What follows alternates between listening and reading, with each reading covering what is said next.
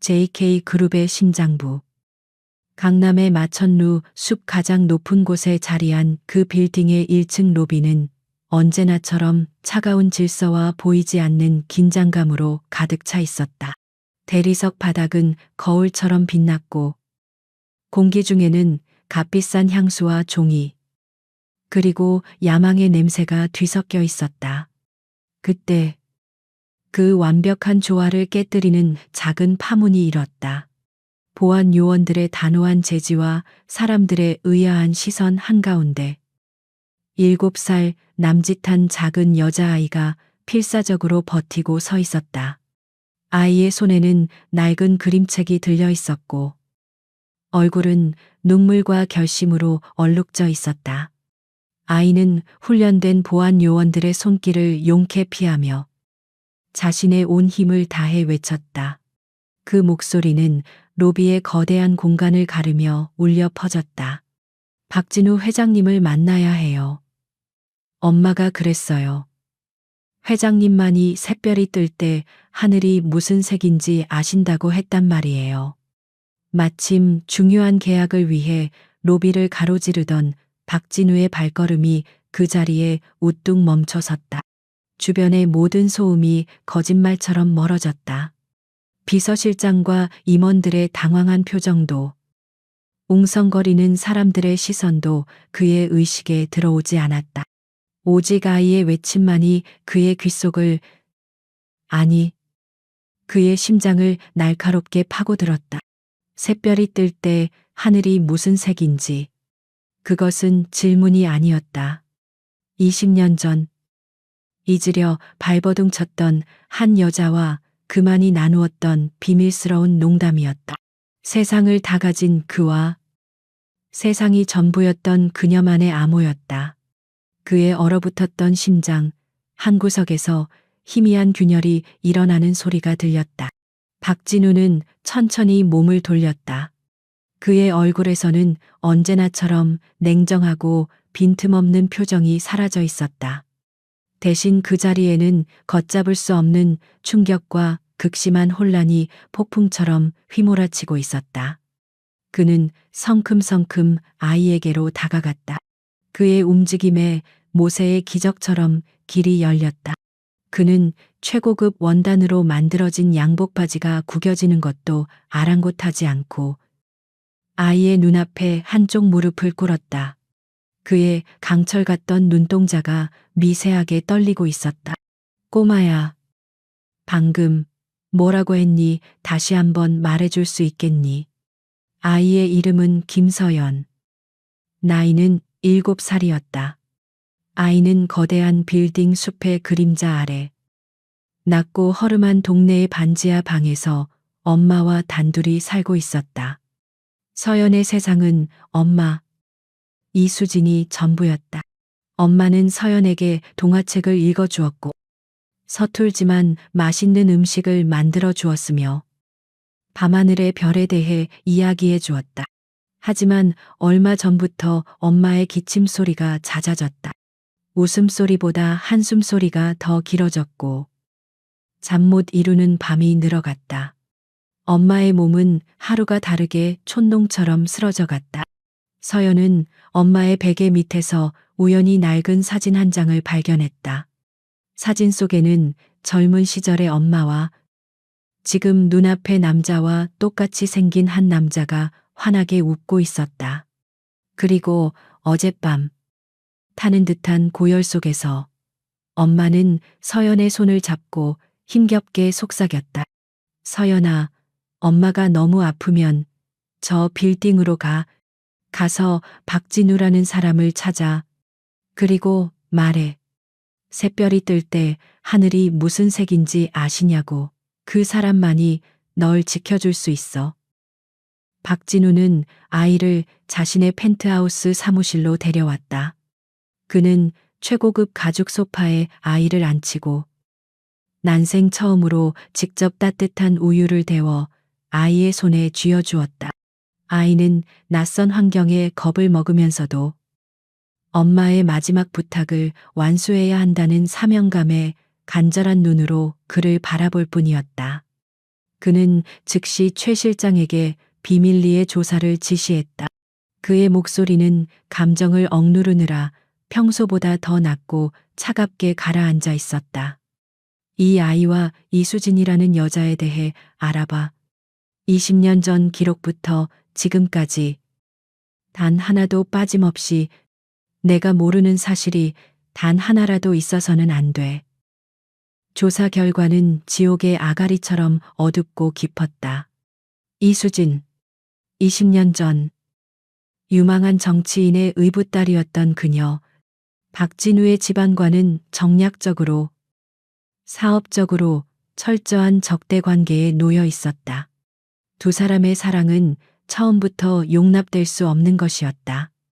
20년 전 여름, 그녀의 가족이 탄 차가 절벽 아래로 추락했다는 비보가 전해졌다. 생존자는 없었다. 당시 미국에서 유학 중이던 박진우는 모든 것을 버리고 한국으로 돌아왔지만 그가 마주한 것은 차갑게 식은 무덤뿐이었다. 그는 그녀를 지키지 못했다는 죄책감과 절망 속에서 스스로를 차가운 괴물로 만들어갔다. 하지만 보고서는 그 모든 것이 거짓이었음을 증명하고 있었다. 이수진은 살아 있었다. 그녀는 그 사고에서 기적적으로 살아남았지만 모든 것을 버리고 잠적했다. 지난 20년간 그녀는 신분을 숨긴 채 온갖 험한 일을 하며 홀로 아이를 키워왔다. 그리고 지금은 췌장암 말기 판정을 받고 노동자를 위한 작은 병원의 호스피스 병동에서 마지막 날들을 보내고 있었다. 보고서의 마지막 장에는 서연의 출생 기록과 함께 최 실장이 몰래 채취한 아이의 머리카락과 박진우의 유전자를 대조한 검사 결과서가 첨부되어 있었다. 친자 관계 확률 99, 999%. 의심의 여지가 없었다. 박진우는 보고서를 쥔 채 온몸을 떨었다. 분노, 배신감, 그리고 가슴을 찢는 듯한 슬픔이 한꺼번에 몰아쳤다. 그는 속았다. 20년이라는 세월을 통째로 도둑 맞았다. 그는 그녀가 죽었다고 믿으며 스스로를 지옥에 가두고 살아왔는데 그녀는 살아 있었다. 그의 딸과 함께 그는 자리에서 일어났다.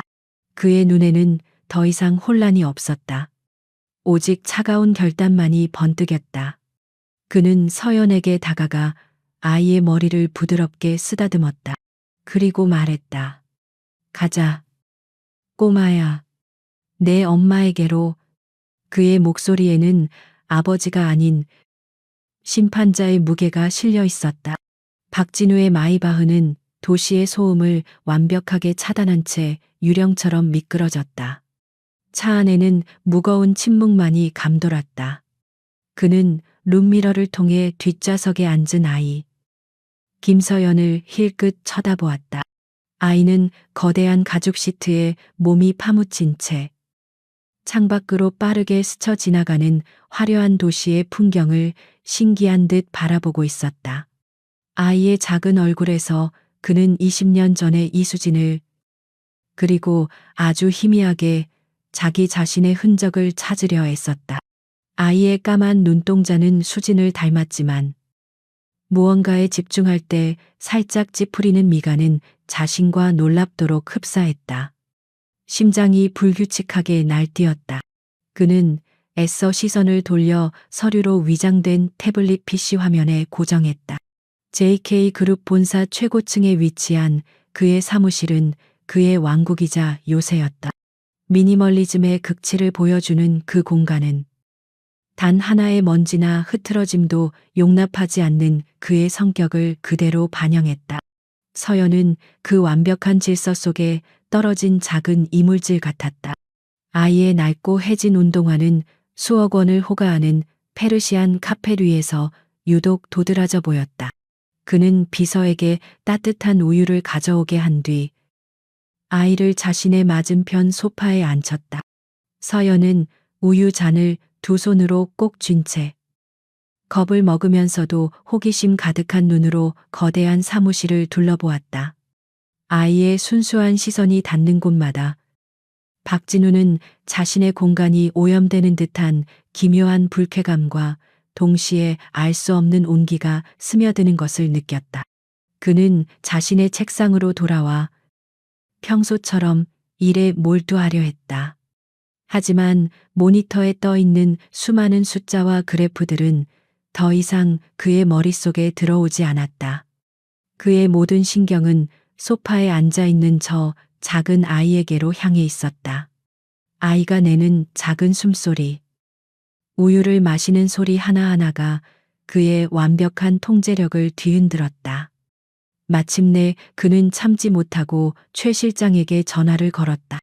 그의 목소리는 감정을 억누르느라 강철처럼 차가웠다. 찾아. 이수진이라는 여자. 그리고 저 아이. 20년 전부터 지금까지 내가 모르는 과거는 단 하나도 없어야 해. 사소한 것 하나까지 전부. 보고서를 기다리는 2시간은 그에게 영원처럼 느껴졌다. 그는 일을 하는 척했지만 실제로는 아무것도 하지 못했다. 그는 창가에 서서 발 아래 세상을 내려다보았다. 그는 이 도시의 왕이었다. 돈으로 살 수 없는 것은 없다고 믿었다. 하지만 지금 그는 자신의 과거 앞에서 한없이 무력했다. 마침내 최 실장으로부터 보안 처리된 파일이 그의 개인 태블릿으로 전송되었다. 그는 심호흡을 하고 파일을 열었다. 첫 페이지에는 이수진의 최근 사진이 있었다. 병원 옥상에서 찍힌 듯한 멀리서 찍은 사진이었다. 그녀는 20년의 세월을 정통으로 맞은 듯 수척하고 지쳐 보였지만 옆에선 서연을 바라보는 눈빛만은 예전처럼 따뜻하고 다정했다. 박진우는 저도 모르게 화면 위로 손을 뻗었다. 다음 페이지는 그녀의 의료 기록이었다. 췌장암, 말기, 기대 수명 3개월. 차갑고 간결한 단어들이 그의 심장을 도려내는 것 같았다. 그는 자신이 세상에서 가장 안락한 삶을 사는 동안 그녀는 죽음의 그림자와 홀로 싸우고 있었다는 사실에 숨이 막혔다. 보고서는 그녀의 지난 20년을 냉정하게 나열했다. 신분을 숨기기 위해 전전했던 허름한 월세방 주소들, 식당, 주방 보조, 공장 야간 근무, 빌딩 청소부, 그녀가 거쳐온 고된 노동의 기록들, 그녀의 삶에는 단 한순간의 사치도, 단 한 번의 평온도 없었다. 오직 딸을 지키기 위한 필사적인 생존만이 있었다. 그리고 파일의 마지막 페이지, 그가 가장 두려워했던 진실. 서연의 머리카락에서 추출한 DNA와 그의 것을 대조한 분석 결과서, 일치 확률 99, 999%. 그는 더 이상 분노나 배신감을 느낄 수 없었다. 그저 영혼이 빠져나가는 듯한 거대한 허무함과 심장을 짓누르는 무거운 죄책감만이 남았다. 그는 태블릿을 끄고 천천히 고개를 들었다. 그 사이 서연은 그의 거대한 소파 위에서 고단한 몸을 웅크린 채 잠들어 있었다. 아이는 잠꼬대처럼 엄마를 불렀다. 그 작은 속삭임이 박진우의 무너져 내린 세상 속으로 비수처럼 파고들었다. 그는 더 이상 심판자가 아니었다. 그는 용서를 구해야 할 죄인이었다.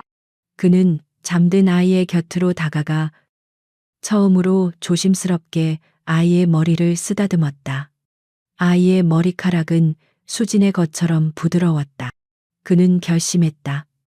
이제는 더 이상 도망치거나 외면하지 않겠다고. 그는 자신이 파괴해버린 과거를, 그리고 그 과거가 낳은 현재를 정면으로 마주해야만 했다. 노동자를 위한 시립병원의 공기는 무거웠다. 소독약 냄새와 희미한 음식물 냄새. 그리고 보이지 않는 고통과 체념의 기운이 뒤섞여 복도를 떠다녔다.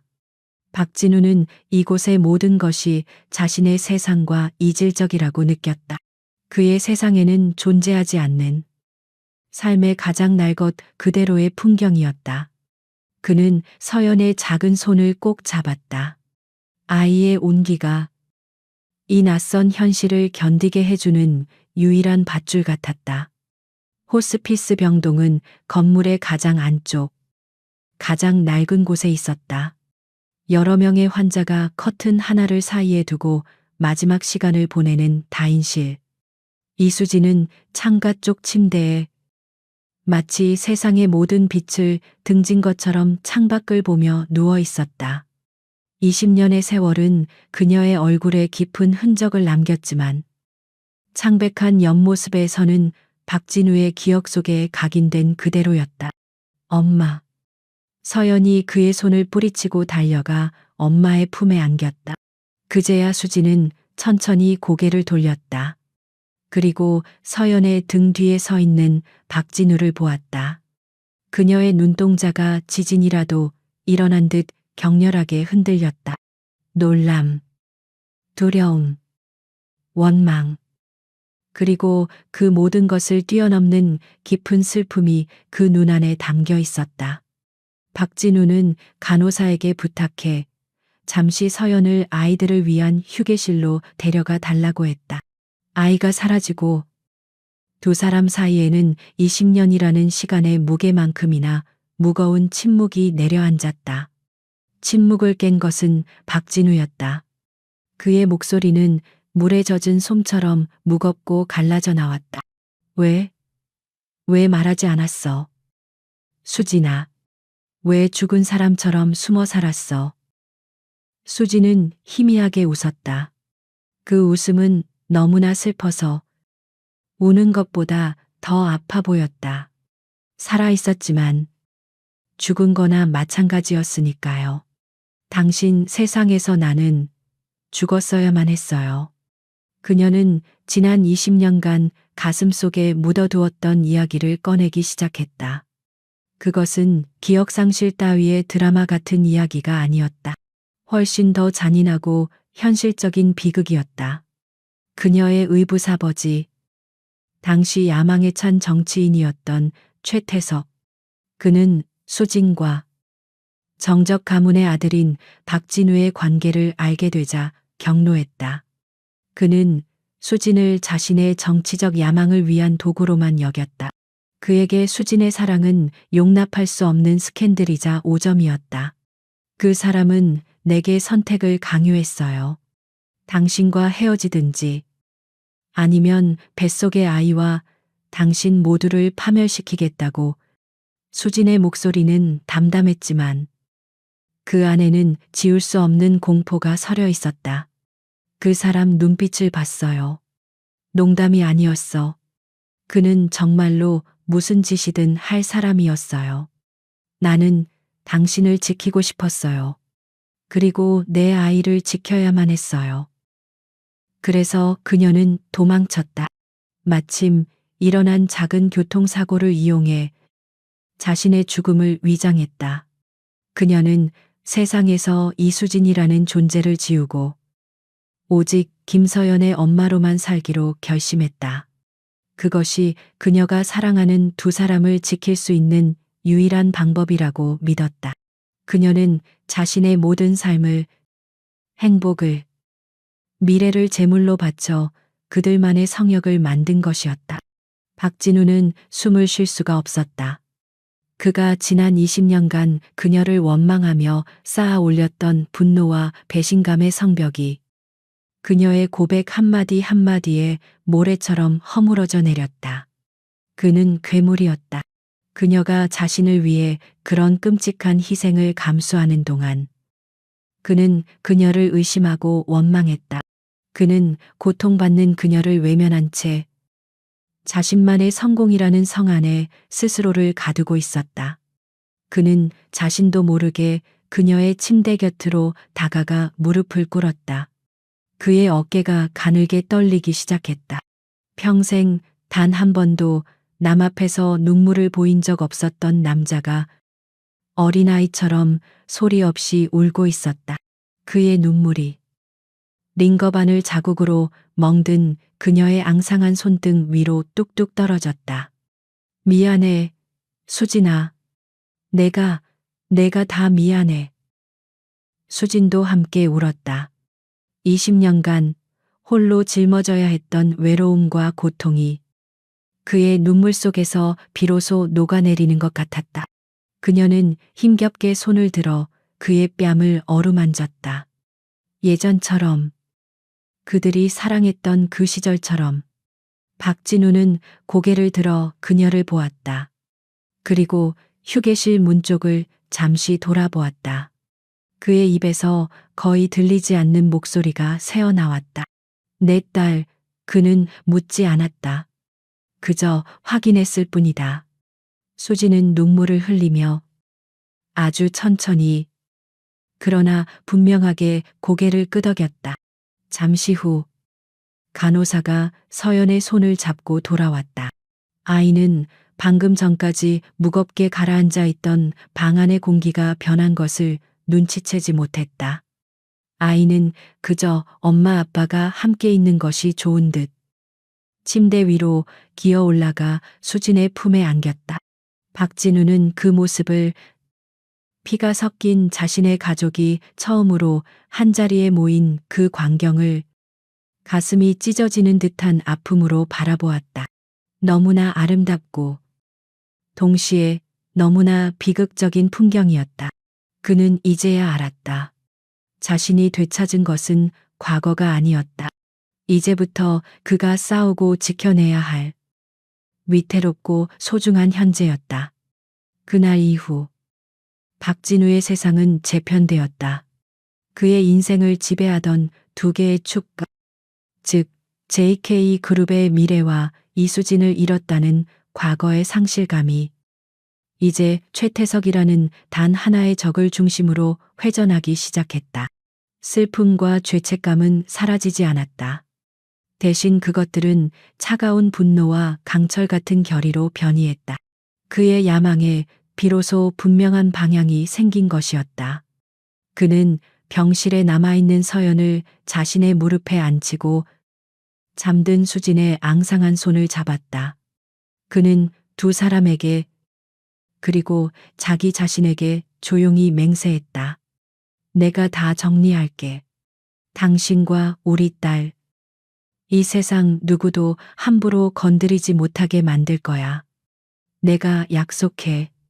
그의 목소리는 나지막했지만 그 안에는 한 남자의 남은 인생, 전부를 건 약속의 무게가 실려 있었다. 그의 첫 번째 행동은 요새를 구축하는 것이었다. 그는 수진과 서연을 더 이상 위험하고 무방비한 환경에 내버려 둘 수 없었다. 그는 즉시 JK 그룹 소유의 JK 메디컬 센터로 수진의 이송을 지시했다. 병원 측에는 그룹의 사회공헌 활동의 일환으로 무연고 말기암 환자를 위한 특별 지원 프로그램을 시작하는 것처럼 위장했다. 수진은 외부와 완벽하게 차단된 최고층 VIP 병실로 옮겨졌다. 국내 최고의 의료진이 그녀의 곁을 24시간 지켰다. 동시에 그는 서연을 위해 그룹 소유의 레지던스 호텔 최상층 스위트룸을 임시 거처로 마련하고 가장 신뢰하는 여성 경호원과 아동 심리 상담사를 붙여주었다. 그는 먼저 자신의 가족을 절대적으로 안전한 성역 안으로 옮겨놓았다. 그 후에야 그는 자신의 왕국 JK 그룹의 회장실로 돌아왔다. 하지만 이제 그곳은 더 이상 사업을 위한 공간이 아니었다. 그의 개인적인 전쟁을 위한 지휘 통제실, 즉 워룸이 되었다. 그는 최 실장을 호출했다. 그의 눈빛은 이전보다 훨씬 더 차갑고 예리해져 있었다. 지금부터 내 명령은 그룹의 공식적인 업무 라인과 별개로 움직인다. 자네 직속의 그림자 팀을 가동해. 그의 목소리에는 어떤 감정도 실려 있지 않았다. 최태석 시장. 그 인간의 모든 것을 가져와 세금 탈루, 불법 정치 자금, 숨겨둔 여자 문제, 사소한 교통법규 위반 기록까지 그의 인생의 모든 먼지 한 톨까지 전부 털어내. 최 실장은 아무것도 묻지 않고 고개를 숙였다. 그는 자신의 주군이 평생 처음으로 그룹이 아닌 개인적인 복수를 위해 움직이기 시작했음을 직감했다. JK그룹의 막강한 정보력과 자금력이 오직 최태석이라는 단 한 사람을 향해 조준되기 시작한 순간이었다. 그날 밤 태주는 집으로 돌아가지 않았다. 그는 서연이 머무는 레지던스로 향했다. 아이는 낯선 환경에 아직 적응하지 못한 채 거실 한가운데서 커다란 스케치북에 그림을 그리고 있었다. 태주는 슈트 재킷을 벗어 던지고 아이의 곁에 앉았다. 아이는 엄마와 아빠, 그리고 자신이 함께 손을 잡고 있는 모습을 그리고 있었다. 아빠, 엄마는 언제 퇴원해요? 우리 다 같이 여기서 살면 안 돼요. 아이의 순진한 물음에 그는 차마 대답할 수 없었다. 그는 그저 아이를 끌어안고 머리를 쓰다듬어 줄 뿐이었다. 아이의 따뜻한 체온과 부드러운 머리카락의 감촉이 복수심으로 차갑게 얼어붙어 가던 그의 심장을 잠시나마 녹여주었다. 그는 이 아이를 위해서라면 악마가 되어도 좋다고 생각했다. 한편 최태석 시장의 귀에도 이변의 소식이 전해졌다. 그의 정보원은 박진우의 차가 시립병원으로 향했고 그곳에서 한말기 암 환자가 JK 메디컬 센터 VIP 병동으로 이송되었다는 사실을 보고했다. 그리고 그 환자의 이름이 이수진이라는 것도. 최태석은 자신의 시장 집무실에서 보고를 받으며 턱을 쓰다듬었다. 그의 입가에 뱀처럼 차갑고 교활한 미소가 떠올랐다. 그는 패닉에 빠지지 않았다. 오히려 재미있는 장기판이 새로 짜였다는 듯한 여유마저 보였다. 20년 전 귀찮은 벌레처럼 밟아버렸다고 생각했던 과거가 하필 가장 껄끄러운 상대인 박진우의 손에 들려 돌아온 것이다. 박진우 역시 보통 놈은 아니었군. 그는 혼잣말을 중얼거렸다. 그에게 이것은 과거의 범죄가 드러날 위기가 아니었다. 이것은 그와 박진우 사이에 벌어지고 있는 거대한 전쟁의 새로운 전선일 뿐이었다. 그는 수화기를 들고 어딘가로 전화를 걸었다. 국세청의 김 국장인가? JK그룹. 요즘 세무조사는 어떻게 되어가고 있는지 궁금하군. 보이지 않는 전쟁의 서막이 그렇게 조용히 그러나 잔혹하게 열리고 있었다. 박진우가 구축한 성역 안에서 위태로운 일상이 시작되었다.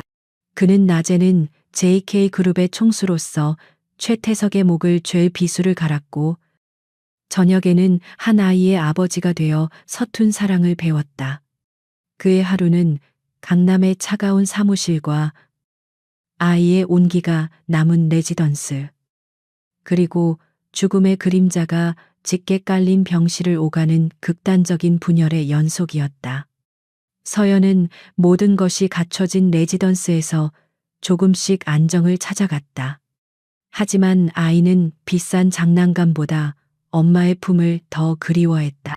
매일 저녁 태주는 아이와 영상통화로 엄마를 만나게 해주었다. 화면 속에서 수지는 애써 밝게 웃으며 동화책을 읽어주었지만 그 미소 뒤의 고통을 태주는 너무나 잘 알고 있었다. 그 평화는 오래가지 못했다. 최태석 시장의 반격이 시작된 것이다. 그는 박진우를 직접 공격하는 대신 가장 비열하고 효과적인 방법을 선택했다. 언론이었다. 그가 뒤를 봐주는 한 인터넷 매체를 통해 JK그룹 박진우 회장 숨겨둔 딸 스캔들이라는 제목의 기사가 터져 나왔다. 기사는 교묘하게 사실과 허위를 뒤섞었다. 박진우를 사생활이 문란한 재벌로, 이수진을 돈을 노리고 접근한 미혼모로, 그리고 서연을 그 추악한 관계의 증거인 것처럼 묘사했다. 이 스캔들은 삽시간에 퍼져나가 JK그룹의 주가를 폭락시켰고 박진우의 이미지에 치명적인 타격을 입혔다. 그 소식은 태평양을 건너 미국 캘리포니아의 한 사립 기숙학교에까지 전해졌다. 박진우의 첫째 딸 박채원. 10살의 채원은 이혼 후 엄마와 함께 미국으로 건너가 1년에 한두 번 아빠를 만나는 것이 전부였다. 그녀에게 아빠는 늘 바쁘고 멀고 어딘가 모르게 서먹한 존재였다. 채원은 친구의 태블릿 PC에서 우연히 그 기사를 보게 되었다. 아빠의 얼굴, 그리고 그 옆에 작게 실린 자신과 닮은 듯 다른 여자아이의 사진. 기사의 내용은 이해하기 어려웠지만 숨겨둔 딸이라는 단어는 비수처럼 아이의 가슴에 박혔다. 아빠에게 다른 딸이 있었다. 자신은 알지도 못하는 비밀스러운 동생이. 그녀는 배신감을 느꼈다. 아빠가 자신에게 소홀했던 것이 바빠서가 아니라 다른 가족이 있었기 때문이라고 생각했다. 어린 마음에 상처와 분노가 뒤섞였다. 그녀는 엄마에게 말도 하지 않고 자신의 비상금 카드와 여권을 챙겨 공항으로 향했다. 아빠에게 직접 물어봐야 했다. 왜 자신을 속였는지. 며칠 후 채원은 아무런 예고 없이 서울에 도착했다. 그녀는 아빠의 비서에게 연락해 서연이 머물고 있는 레지던스의 주소를 알아냈다. 그리고 폭풍처럼 그곳의 문을 두드렸다. 문을 연 것은 박진우였다. 그는 딸의 갑작스러운 등장에 말문이 막혔다. 채원아, 네가 어떻게. 사실이었군요.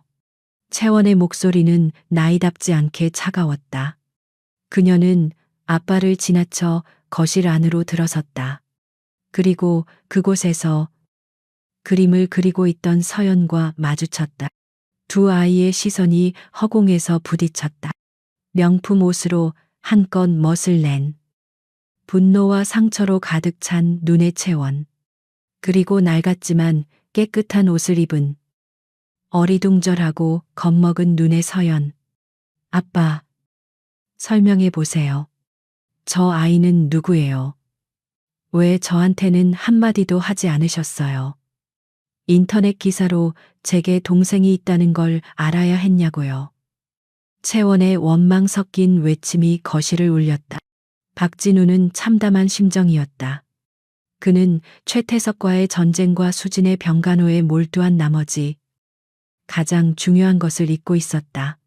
바로 또 다른 자신의 아이. 채원의 마음을. 그는 두 딸 사이에서 어떻게 해야 할지 몰라 망연자실했다. 그의 인생에서 가장 거대한 두 개의 파도가 그의 눈앞에서 정면으로 충돌하고 있었다. 아빠 딸은 나 하나 아니었어요.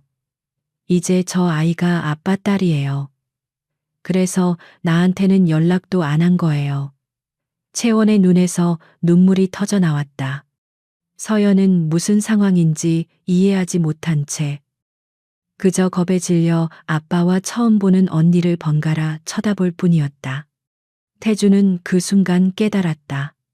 최태석과의 전쟁보다 더 어렵고 중요한 싸움이 바로 지금 자신의 가족 안에서 시작되었음을. 외부의 적이 아닌 내부의 상처와 오해가 그의 발목을 잡고 있었다. 폭풍은 이제 막 도착했을 뿐이었다. 박채원의 등장은 위태롭게 쌓아 올린 일상의 탑에 날아든 돌멩이와 같았다. 레지던스의 공기는 팽팽한 긴장감으로 가득 찼다. 채원은 아빠를 향한 배신감과 처음 보는 동생에 대한 경계심으로 온몸에 가시를 세웠고 서연은 그런 언니의 저기에 겁을 먹고 아빠의 등 뒤로 숨어들었다. 박진우는 자신의 두 딸 사이에서 속수무책이었다. 그는 평생 수조 원짜리 계약과 적대적 MA를 지휘해왔지만 상처 입은 두 아이의 마음을 중재하는 일 앞에서는 무력했다. 그는 그날 밤 채원을 자신의 펜트하우스로 데려가 길고 솔직한 대화를 나누었다. 그는 최태석의 악행에 대해서는 아직 말하지 않았다. 대신 이수진이라는 여자를 얼마나 사랑했는지, 그녀를 어떻게 잃어버렸다고 믿었는지, 그리고 그녀가 지금 얼마나 아픈지에 대해 이야기했다. 그의 이야기에는 변명이 없었다. 오직 후회와 고통, 그리고 두 딸 모두를 잃고 싶지 않다는 절박함만이 담겨 있었다. 채원은 아빠의 눈에서 처음 보는 깊은 슬픔을 읽었다. 그녀의 분노는 조금씩 가라앉았지만 마음의 문은 여전히 굳게 닫혀 있었다. 며칠 후 진우는 어려운 결정을 내렸다. 그는 채원을 데리고 수진이 있는 병원으로 향했다. 그는 두 딸이 서로를 이해하기 위해서는 이 모든 비극의 중심에 있는 이수진이라는 사람을 직접 만나야만 한다고 생각했다. VIP 병실의 문이 열리고 채원은 자신의 상상과는 전혀 다른 광경을 마주했다. 그녀는 아빠의 마음을 빼앗은 여자가 화려하고 교활한 사람일 거라고 생각했다. 하지만 그녀의 눈앞에 있는 사람은 금방이라도 부서질 것처럼 창백하고 연약한, 그러나 더없이 온화한 눈빛을 가진 여자였다. 이수진은 채원을 보고 희미하게 미소 지었다. 그녀는 손을 내밀어 채원을 자신의 침대 곁으로 불렀다. 네가 채원이구나. 아빠한테 얘기 많이 들었어. 화면보다 훨씬 예쁘네. 수진의 목소리는 거의 들리지 않을 만큼 작았지만 이상하게도 마음을 울리는 힘이 있었다. 그녀는 채원에게 사과했다. 미안하다.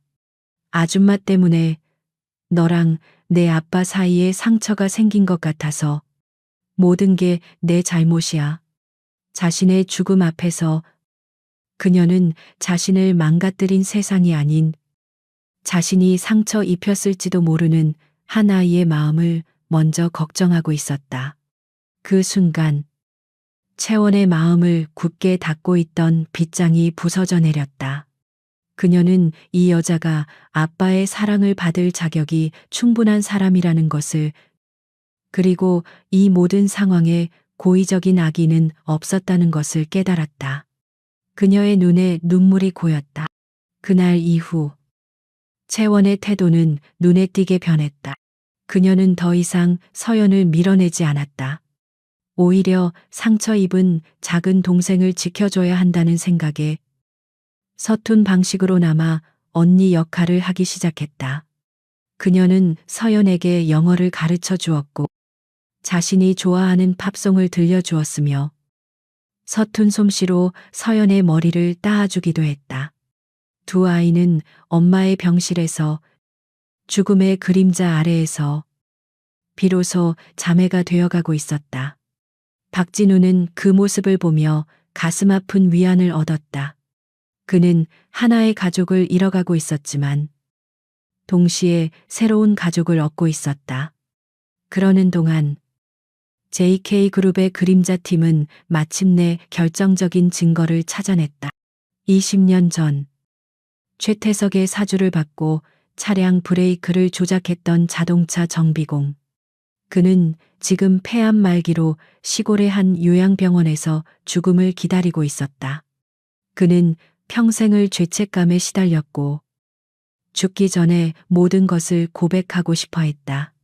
최 실장의 팀은 그의 모든 증언을 영상으로 기록하고 그가 서명한 진술서까지 받아내는데 성공했다. 이제 모든 퍼즐이 맞춰졌다. 박진우는 복수를 위한 가장 강력하고 치명적인 무기를 손에 쥐었다. 그는 더 이상 기다리지 않았다. 그는 이사회나 주주들을 설득하는 대신 가장 빠르고 확실한 방법을 선택했다. 그는 대한민국에서 가장 신뢰도가 높은 탐사보도 전문 방송사에 자동차 정비공의 고백 영상과 진술서 사본, 그리고 최태석과의 연결고리를 증명하는 몇 가지 자료들을 익명으로 제보했다. 며칠 후 저녁 9시 메인 뉴스 시간에 폭탄이 터졌다. 단독 최태석 서울시장. 20년 전 예비 사돈 일가 교통사고 위장살인 교사 의혹. 뉴스는 대한민국을 발칵 뒤집어 놓았다. 유력한 차기 대권 주자로 꼽히던 최태석의 깨끗한 이미지는 한순간에 산산조각 났다. 그 시각 박진우는 수진의 병실에서 뉴스를 보고 있었다. 수진은 앙상한 손으로 그의 손을 잡고 조용히 눈물을 흘렸다. 길고 길었던 20년의 어둠이 마침내 끝나고 있었다. 바로 그때였다.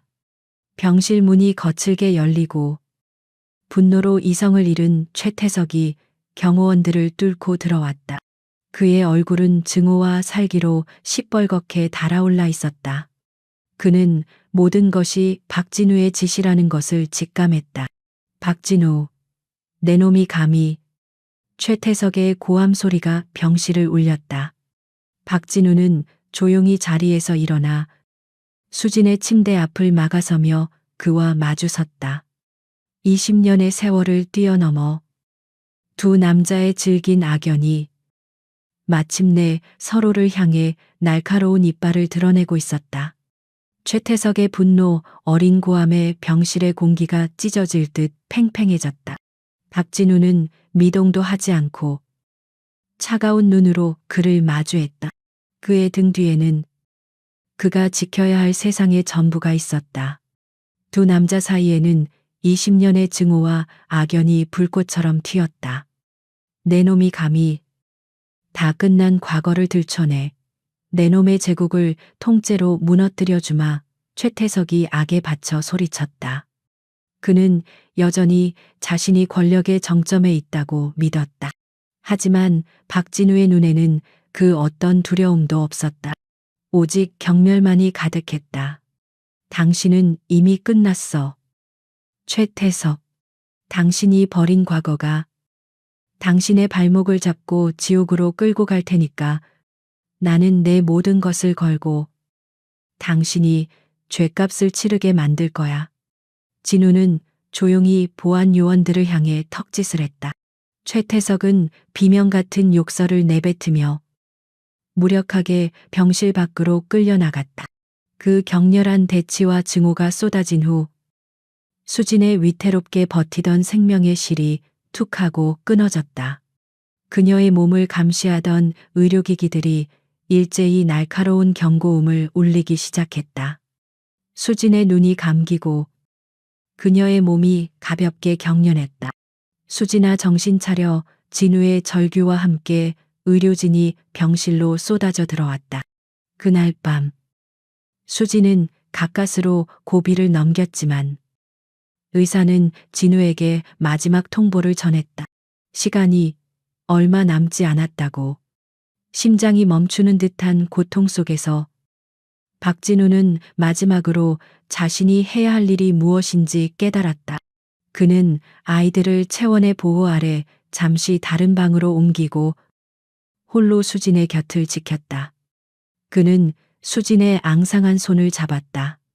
그녀는 희미하게 눈을 뜨고 그를 바라보았다. 수진아, 나랑 결혼해 주겠어. 그의 목소리는 애처롭게 떨리고 있었다. 수진의 눈이 커졌다. 지금 이 순간에 결혼이라니. 그녀는 그의 말을 이해할 수 없었다. 진우는 그녀의 손을 자신의 뺨으로 가져갔다. 이건 동정이 아니야. 책임감 때문만도 아니야. 당신에게 20년 전에 줬어야 할 내 이름을 지금이라도 주고 싶어. 우리 서연이가 세상 누구 앞에서도 떳떳하게 박서연이라는 이름으로 살게 해주고 싶어. 그의 제안은 전략적인 동시에 지독히도 낭만적이었다. 그것은 법적인 보호막이자 세상에 대한 선포였으며 20년을 돌고 돌아온 한 남자의 뒤늦은 그리고 마지막 사랑 고백이었다. 당신의 마지막 순간을 남자가 아닌 남편으로서 지키게 해줘. 단 하루라도 좋아. 수진의 눈에서 뜨거운 눈물이 흘러내렸다. 그녀는 평생을 숨어 살았다. 하지만 마지막 순간에 그녀는 박수진이라는 이름으로 사랑하는 남자의 아내로 잠들 수 있게 된 것이다. 그녀는 힘겹게 그러나 분명하게 고개를 끄덕였다. 그의 변호사는 밤새 서류를 준비했다. 다음 날 아침 병실에서 세상에서 가장 조용하고 슬픈 결혼식이 열렸다. 줄에도 하객도 없었다. 오직 침대에 누운 신부와 그녀의 곁을 지키는 신랑, 그리고 증인이 되어줄 최 실장과 변호사뿐이었다. 진우는 구청 직원의 입회하에 혼인신고서에 자신의 이름을 적었다. 수지는 떨리는 손으로 그의 손을 잡고 자신의 이름을 써 내려갔다. 박수진. 그녀는 자신의 새로운 이름을 가만히 어루만졌다. 진우는 준비해 온 작은 반지를 그녀의 약지에 끼워 주었다. 반지는 그녀의 앙상한 손가락에 너무나도 헐거웠다. 결혼식이 끝나고 진우는 아이들을 병실로 데려왔다. 그는 서연을 자신의 무릎에 앉히고 아이의 눈을 맞추며 말했다. 서연아, 오늘부터 엄마는 박수진이 되었어. 아빠랑 채원이 언니랑 같은 박씨야. 그리고 우리 서연이도 이제 김서연이 아니라 박서연이야. 우린 이제 법적으로도 완전한 가족이야. 서연은 그 말의 깊은 의미를 다 이해하지는 못했다. 하지만 가족이라는 단어에 아이는 환하게 웃으며 엄마와 아빠를 번갈아 껴안았다. 채원은 그 모든 광경을 조용히 지켜보았다. 그녀는 자신의 아버지가 얼마나 위대한 사랑을 하고 있는지, 그 사랑의 무게가 얼마나 무거운지를 깨닫고 있었다. 그녀의 눈에 존경심이 서렸다. 그날 오후 박 씨가 된 새로운 가족은 처음이자 마지막으로 완전한 모습으로 함께했다. 박진우는 아내의 손을 잡고 있었고 채원은 동생 박서연의 어깨를 감싸 안고 있었다. 비극 속에서 피어난 더없이 위태롭고 슬프지만 세상 가장 아름다운 가족의 모습이었다. 그들은 죽음 앞에서 사랑으로 마지막 저항을 하고 있었다. 최태석의 병실 난입 사건 이후 두 남자의 전쟁은 수면 아래의 암투에서 전면전으로 비화했다. 최태석은 노련한 정치인이었다. 그는 즉시 긴급 기자회견을 열어 모든 의혹을 JK그룹의 비도덕적인 흑색 선전이자 기업 이기주의의 발로라고 규정했다. 그는 눈물을 글썽이며 자신은 정적의 음해에 맞서 싸우는 깨끗한 희생양인 것처럼 연기했다. 그리고 그의 보복은 즉각적이고 강력했다. 서울시청의 모든 권력이 JK그룹을 향해 움직였다. JK건설의 플래그십 프로젝트 현장에는 특별안전점검과 환경감사가 들이닥쳐 공사가 무기한 중단되었다. 그룹 본사에는 국세청의 대규모 세무조사팀이 들이닥쳤다. 최태석은 박진우의 제국을 뿌리부터 흔들어 그를 굴복시키려 했다. 하지만 박진우는 흔들리지 않았다. 오히려 그는 차가운 평온을 유지했다. 그는 이사회를 소집해 그룹의 비상 경영 체제를 선포하고 자신을 향한 모든 공격을 유능한 법무팀에게 맡겼다. 그리고 자신은 지휘관으로서 오직 최태석의 숨통을 끊을 결정적인 한 방을 준비했다. 그는 적이 날뛰도록 내버려 둔 뒤 가장 고통스러운 방식으로 서서히 죽이기로 결심했다. 그의 반격은 언론을 통해 아주 정교하게 계산된 방식으로 이루어졌다. 그는 먼저 최태석의 불법 정치 자금 수수와 관련된 증거들을 경제 전문 기자에게 흘렸다. 시장의 도덕성에 대한 의심이 싹트기 시작했다. 며칠 후 그는 최태석이 특정 기업에 특혜를 주고 뒷돈을 받은 정황이 담긴 내부 자료를 탐사 보도팀에 넘겼다. 여론은 서서히 들끓기 시작했다. 박진우는 결코 20년 전 사건의 진실을 먼저 터뜨리지 않았다. 그는 대중이 최태석이라는 인물 자체에 대한 신뢰를 완전히 잃어버릴 때까지 그의 껍질을 한꺼풀씩 벗겨내며 대중의 분노를 예열시켰다. 그것은 빠르고 화려한 복수가 아니었다. 피를 말리며 상대를 질식시키는 지독히도 잔인한 방식이었다. 이 차가운 전쟁이 벌어지는 동안 박진우의 또 다른 세상인 병실에서는 시간의 흐름이 다르게 흘러갔다. 수진의 상태는 하루가 다르게 악화되었다. 그녀가 온전히 깨어있는 시간은 점점 줄어들었다. 진우는 그 짧은 순간들을 놓치지 않기 위해 밤낮으로 그녀의 곁을 지켰다. 그는 그녀에게 서연의 그림을 보여주었고 아이가 녹음한 동요를 들려주었다. 그 시간 동안 채원의 마음에도 놀라운 변화가 일어났다. 그녀는 아버지가 왜 저토록 처절하게 싸우고 있는지, 그 모든 분노의 근원에 얼마나 깊은 슬픔이 있는지 비로소 이해하게 되었다. 그녀는 더 이상 서연을 질투하지 않았다. 대신 곧 엄마를 잃게 될 어린 동생을 지켜야 한다는 강한 책임감을 느꼈다. 어느 날 밤, 서연은 엄마 꿈을 꾸고 울면서 잠에서 깼다. 채원은 조용히 동생의 방으로 들어가 아이를 자신의 품에 끌어안았다. 그녀는 자신이 어릴 적 아빠에게 들었던 재미있는 이야기들을 서툰 솜씨로 들려주며 동생이 다시 잠들 때까지 등을 토닥여 주었다. 괜찮아. 언니가 있잖아. 내가 옆에 있어 줄게. 채원은 자신도 모르게 이미 훌륭한 언니가 되어 있었다. 마침내 박진우가 기다리던 결정적인 순간이 찾아왔다. 여론이 최태석에게 등을 돌리고 그의 정치적 기반이 뿌리째 흔들리고 있을 때 박진우는 마지막 카드를 꺼내 들었다. 20년 전 브레이크를 조작했던 정비공의 영상 증언. 그는 그것을 대한민국에서 가장 영향력 있는 시사 고발 프로그램에 제보했다. 방송이 나간 후 대한민국은 충격에 휩싸였다. 존경받는 시장의 가면 뒤에 숨겨진 살인교사범의 추악한 민낯. 모든 것이 끝났다.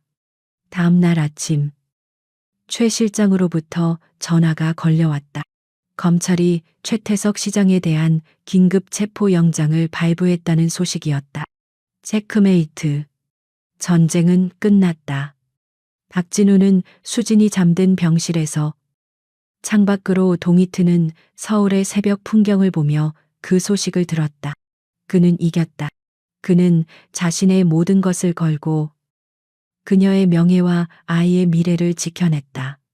하지만 그의 마음에는 승리의 기쁨 대신 거대한 허무함과 슬픔만이 파도처럼 밀려왔다. 그는 조용히 수진의 곁에 앉아 그녀의 앙상한 손을 잡았다. 그는 전쟁에서는 이겼지만 시간과의 싸움에서는 처절하게 지고 있었다. 가장 중요한 것을 그는 결국 잃게 될 것이었다. 복수는 끝났지만 이제부터는 슬픔과 온전히 마주해야 할 시간이었다. 최태석의 몰락은 세상의 모든 소음을 집어삼켰다. 떠들썩했던 뉴스는 잦아들었고 JK그룹을 향했던 공격도 멈췄다. 전쟁은 끝났다. 하지만 박진우의 세상은 더없이 고요하고 그래서 더욱 비극적이었다. 승리의 환호는 없었다. 오직 사랑하는 사람의 마지막을 지켜봐야 하는 잔인한 시간만이 흐를 뿐이었다. 수진의 상태는 급격히 나빠졌다. 그녀는 이제 거의 대부분의 시간을 잠과 혼수 상태의 경계에서 보냈다. 그녀가 맑은 정신으로 깨어있는 짧은 순간들은 가족에게 주어진 마지막 선물과도 같았다. 진우는 그 시간들을 하나도 놓치지 않으려 회사 일은 모두 최 실장에게 맡기고 온전히 그녀의 곁을 지켰다.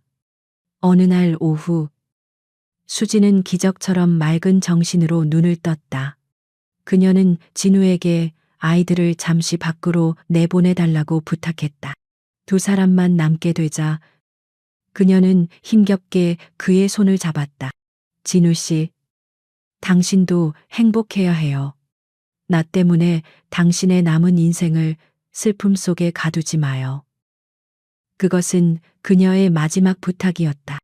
그녀는 자신을 위해 복수해준 남자가 이제는 자신을 떠나보내고 앞으로 나아가길 바랐다. 서연이와 채원이를 위해서, 그리고 당신 자신을 위해서 좋은 사람 만나서 아이들에게 따뜻한 엄마를 만들어줘요. 약속해 줄 수 있죠. 그녀는 자신을 잊으라고 말하고 있었다. 진우는 차마 대답하지 못하고 그저 고개만 숙인 채 눈물을 삼켰다. 그는 아이들을 위한 마지막 작별의 시간을 준비해야만 했다. 그는 두 딸에게 엄마가 곧 먼 여행을 떠나게 될 것이라고, 아주 아름다운 별이 되기 위한 여행이라고 어렵게 설명했다. 서연은 그 말을 다 이해하지 못한 채 불안한 눈으로 아빠를 보았고, 채원은 조용히 눈물을 흘리며 고개를 끄덕였다. 두 아이는 엄마의 침대 곁에 나란히 앉았다. 수지는 앙상한 손을 들어 두 딸의 얼굴을 번갈아 어루만졌다. 그녀는 먼저 서연을 보았다. 우리 딸 서연아, 엄마는 이제 하늘의 별이 될 거야. 아주 멀리 떠나지만 하늘에서 가장 밝게 빛나는 별이 되어서 우리 서연이가 잘 지내는지 항상 지켜볼게. 그녀는 서연에게 약속을 가르쳤다. 밤하늘을 보고 가장 반짝이는 별을 찾으면 그게 바로 엄마야. 그 별을 보며 오늘 있었던 일을 이야기해줘. 엄마가 다 듣고 있을게. 그리고 그녀는 채원을 향해 고개를 돌렸다. 그녀의 눈에는 미안함과 고마움이 가득했다. 채원아, 우리 서연이의 좋은 언니가 되어줘서 정말 고마워. 너희 둘 서로 의지하며 예쁘게 자라야 한다. 며칠 후 어느 조용한 새벽, 수지는 세 사람이 지켜보는 가운데 길고 길었던 20년의 고통을 끝내고 평화롭게 눈을 감았다. 그녀의 마지막 시선은 자신의 분신인 서연과 뒤늦게 되찾은 사랑인 진우에게 머물러 있었다. 방 안에는 슬픔보다 더 깊은 성스러운 고요함이 내려앉았다. 장례식은 가족끼리 조용히 치러졌다. 서울 시내가 내려다 보이는 양지바른 언덕의 수목장, 진우와 서연, 그리고 채원, 단 세 사람만이 그녀의 마지막 길을 배웅했다. 채원은 서연의 작은 손을 꼭 잡고 흐느끼는 동생의 어깨를 감싸 안았다. 아이는 하룻밤 사이에 훌쩍 어른이 되어 있었다. 집으로 돌아온 후 진짜 슬픔이 시작되었다. 서연은 밤마다 엄마를 찾으며 울었고, 채원은 동생을 달래면서도 아무도 보지 않는 곳에서 소리 없이 눈물을 삼켰다. 진우는 자신의 슬픔을 드러낼 겨를조차 없었다. 그는 두 딸을 지탱해주는 기둥이 되어야만 했다. 그는 밤새 서연을 안고 다독였고 채원의 방문을 조용히 열어 아이가 잘 자는지 확인했다. 그는 비로소 온전한 아버지가 되었다. 그는 두 딸의 슬픔을 온몸으로 끌어안으며 수진에게 했던 마지막 약속들을 하나씩 지켜나가기 시작했다. 수진이 떠난 지 일주일이 지난 밤이었다. 잠 못 이루던 서연이 아빠의 손을 끌고 아파트 베란다로 나갔다. 아이는 캄캄한 밤하늘을 올려다보며 수많은 별들 사이를 헤맸다. 그리고 마침내 가장 밝게 빛나는 별 하나를 손가락으로 가리켰다. 아빠, 저기 엄마가 있어. 아이의 목소리는 작았지만 더 이상 울음 섞인 소리가 아니었다. 그 안에는 엄마와의 약속을 확인한 작은 안도감과 믿음이 담겨 있었다. 진우는 서연을 끌어안았다. 그들의 뒤로 채원이 다가와 두 사람을 조용히 감싸 안았다. 세 사람은 한참 동안 아무 말 없이 밤하늘의 별을 바라보았다. 슬픔의 긴 터널은 이제 막 시작되었지만 그들은 더 이상 혼자가 아니었다. 그들은 서로의 온기에 기대어 그 어둡고 긴 터널을 함께 걸어나갈 것이었다. 5년의 세월이 흘렀다. 강산이 변하고 아이가 자라 소녀가 되기에 충분한 시간이었다. 박진우의 세상은 이전과는 비교할 수 없을 만큼 다채로운 색으로 채워졌다. 그의 삶은 더 이상 그룹의 실적 그래프나 주가의 등락으로 채워지지 않았다. 대신 딸아이의 성적표, 사춘기에 접어든 큰딸의 변덕, 그리고 가족의 저녁 식탁에 오를 메뉴 같은 소소하지만 따뜻한 고민들로 가득 찼다. 오늘은 이수진의 오죽이었다. 예전 같았으면 무거운 슬픔이 온 집안을 짓눌렀을 날이지만 이제는 조금 달랐다. 슬픔은 그리움으로, 아픔은 추억으로 변해 잔잔한 강물처럼 그들의 삶에 흐르고 있었다. 12살이 된 서연은 엄마를 쏙 빼닮은 차분하고 생각이 깊은 소녀로 자랐다. 아이는 더 이상 밤마다 울지 않았다. 대신 엄마의 사진을 보며 조용히 미소 짓는 법을 배웠다. 15살이 된 채원은 멋진 고등학생이 되었다. 그녀는 여전히 시크하고 톡톡 쏘는 말투를 썼지만 세상 누구보다 서연을 아끼고 보호하는 든든한 언니였다. 세 사람은 아침 일찍 수진이 잠든 언덕을 찾았다. 그들은 더 이상 검은 옷을 입지 않았다. 대신 수진이 좋아했던 밝고 화사한 색의 옷을 입었다. 서연은 직접 그린 엄마의 초상화를, 채원은 교내 문학상에서 대상을 받은 자신의 시를, 진우는 수진이 생전에 좋아했던 하얀 프리지어 꽃다발을 그녀의 이름이 새겨진 나무 아래에 놓았다. 엄마, 나 이번에 미술대회에서 상 탔어. 엄마가 하늘에서 보고 기뻐했으면 좋겠어. 수진 아줌마, 저 시 쓰는 거 사실 아줌마 영향이 컸어요. 고마워요. 수진아, 우리 잘 지내고 있어. 당신이 그랬던 것처럼 나도 아이들 잘 지키고 있으니 편히 쉬어. 세 사람은 한참 동안 그곳에 머물며 각자의 방식으로 그녀와 대화를 나누었다. 더 이상 눈물은 없었다.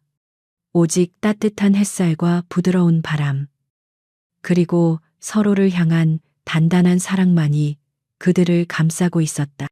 오후에 그들이 향한 곳은 수진의 집이라는 이름이 붙은 작은 건물의 개소식이었다.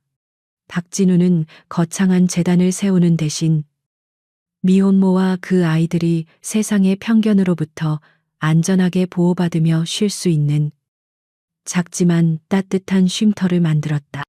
그곳은 수진의 이름으로 그녀가 남긴 사랑을 세상에 돌려주는 공간이었다. 그곳에서 반가운 얼굴이 그들을 맞았다. 수진의 마지막을 함께했던 의사, 윤지수였다. 그녀는 주말마다 이곳에서 의료 봉사를 하고 있었다. 그녀는 진우와 아이들이 가장 힘든 시간을 지날 때 묵묵히 곁을 지켜준 사람이었다. 그녀의 존재는 가족에게 큰 위안이었다.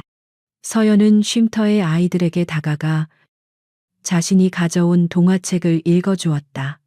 그 모습에서 진우는 수진의 그림자를 보았다. 자신보다 더 아픈 사람을 먼저 보듬을 줄 아는 깊고 따뜻한 마음. 그는 자신의 딸이 엄마의 가장 아름다운 유산을 고스란히 물려받았음을 깨달았다. 그날 저녁, 집으로 돌아온 네 사람은 평범한 저녁 식사를 했다. 진우와 지수, 그리고 두 딸. 아직은 조심스럽지만 그들은 새로운 형태의 가족이 되어가고 있었다. 수진이 마지막으로 남겼던 소원. 진우가 행복해지길 바란다던 그 소원이 아주 천천히, 조심스럽게 이루어지고 있었다. 밤이 깊어지고 서연은 아빠의 손을 잡고 베란다로 나갔다. 5년 전 그날처럼 두 사람은 나란히 서서 밤하늘을 올려다보았다. 서울의 밤하늘은 여전히 별이 잘 보이지 않았지만 유독 밝게 빛나는 별 하나가 있었다. 아빠. 서연이 먼저 입을 열었다. 나 이제 엄마 생각하면 슬프기만 한 게 아니야. 그냥 고마워. 나를 낳아줘서, 아빠를 만나게 해줘서, 그리고 채원이 언니를 가족으로 만들어줘서. 엄마는 짧게 살았지만 세상에서 가장 위대한 일을 한 것 같아. 12살 소녀의 입에서 나온 말이라고는 믿기지 않을 만큼 깊고 성숙한 말이었다. 진우는 딸의 머리를 쓰다듬으며 목이 메어왔다. 아빠도 그래. 내 엄마는 아빠의 인생을 완전히 바꿔놓았어. 텅 비어있던 껍데기 같은 삶에 사랑이 뭔지, 가족이 뭔지, 어떻게 살아야 하는지를 가르쳐줬지. 그는 깨달았다. 수진의 유산은 단지 딸아이 하나만이 아니었다. 그녀는 그에게 새로운 삶 자체를 선물하고 떠난 것이었다. 엄마가 보고 싶다. 그치만 엄마는 우리가 이렇게 행복하게 사는 걸 더 좋아할 거야. 그렇죠. 아빠. 그럼 분명 그럴 거야. 두 사람은 한참 동안 별을 바라보았다. 슬픔은 완전히 사라지지 않을 것이다. 그리움은 평생 그들의 가슴 한편에 남아있을 것이다. 하지만 그들은 이제 그 슬픔에 잠식당하지 않았다. 그들은 슬픔을 끌어안고 그것을 더 큰 사랑으로 승화시키는 법을 배웠다. 박진우와 그의 두 딸, 그리고 그들 곁에 좋은 사람들. 그들은 비극의 잿더미 위에서 세상에서 가장 단단하고 아름다운 가족을 만들어냈다. 이수진이 남긴 눈물의 유산은 그렇게 영원히 빛나는 희망의 약속이 되었다.